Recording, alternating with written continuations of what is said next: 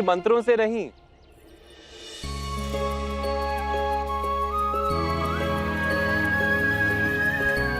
मन से प्रकट होता है सखी। अपने मन को स्थिर करो। किस प्रकार मन को स्थिर करूं गोविंद? आर्य अकेले प्रवास कर रहे हैं, ना कोई सेवक है ना सैनिक। उनके चरणों में तो खड़ाऊ तक नहीं। इतनी कठिन तपस्या में उनकी सुविधाओं का ध्यान कौन रखेगा? ये विचार मेरे मन से नहीं निकलते गोविंद।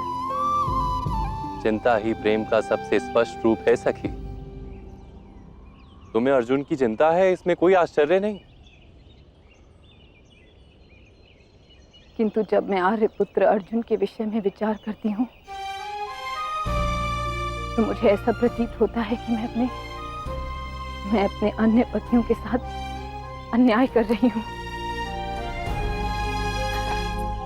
अपनी तपस्या से गिर रही हूँ मैं गोविंद। विकट समस्या है। कदाचित सहदेव को तुम्हारे भवन में प्रवेश करना चाहिए था गांडीव लाने। तब अर्जुन को तपस्या करने नहीं जान। ये क्या कह रहे हैं गोविंद? तो फिर आर्यपुत्र सहदेव को नगर का त्याग करना पड़ता। वो मैं किस प्रकार सहन कर पाती? तो भीम और नकुल को मेरे परिवार के किसी भी सदस्य से अंतर हो, वो मैं सहन नहीं कर पाऊंगी गोविंद। किसी भी सदस्य से अंतर?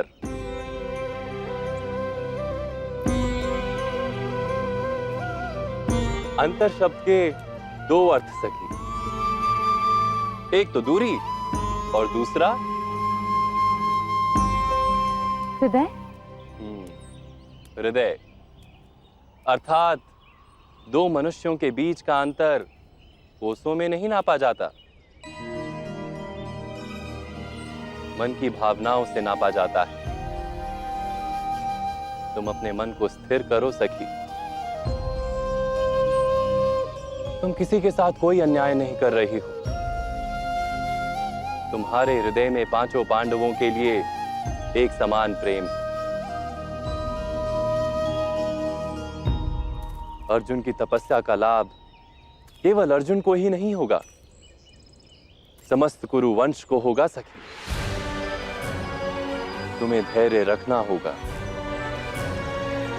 कभी ऐसे समाचार प्राप्त हो जब तुम्हारा विश्वास डगमगा जाए तो ये स्मरण में रखना होगा कि समय मनुष्य के बनाए मार्गों पर नहीं चलता। मनुष्य को समय के दिखाए मार्गों पर चलना पड़ता है। इसी को नियति कहते हैं। तो क्या आर्य पे कोई विपत्ति आएगी गोविंद? वो मैं कैसे जानूंगा सखी?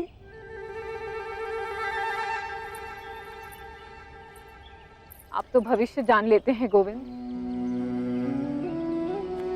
मैं भविष्य नहीं देखता सखी,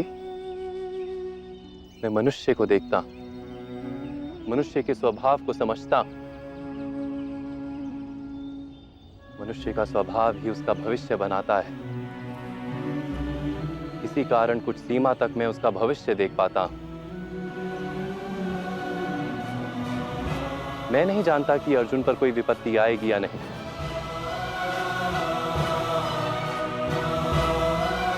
किंतु मैं इतना अवश्य जानता हूं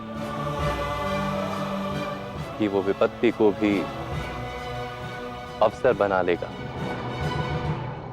इसलिए अर्जुन की चिंता करने का तो कोई कारण ही नहीं सखी। तुम धैर्य रखना सीखो सखी।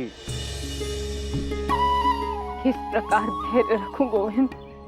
अपने मन को विश्वास दिलाओ कि तुम्हारे परिवार का कोई भी सदस्य कहीं भी प्रवास कर रहा हो, सदा तुम्हारे निकट है, तुम्हारे हृदय में।